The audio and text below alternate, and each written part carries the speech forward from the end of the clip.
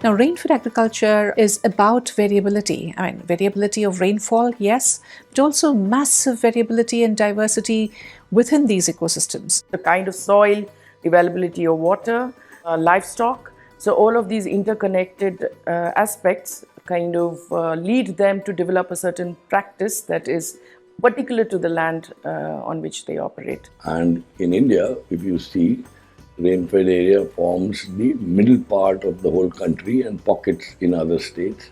And that's also the poorest areas in the country. And demographically also, that's where the larger this thing of Adivasis stay.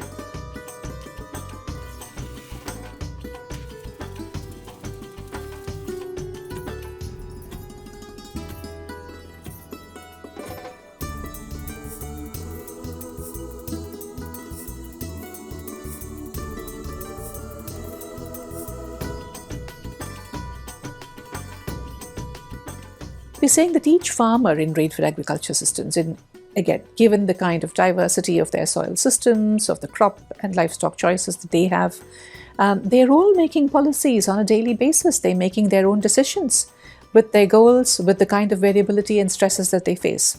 So what we are trying to do is to strengthen their ability to articulate what they need as support from the state system.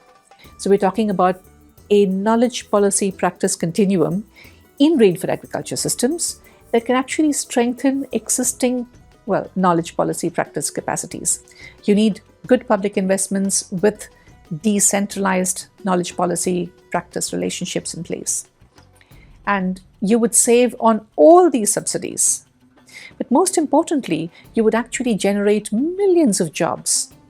Rural industrialization is the answer that has to come along with revitalization of rainfed agriculture.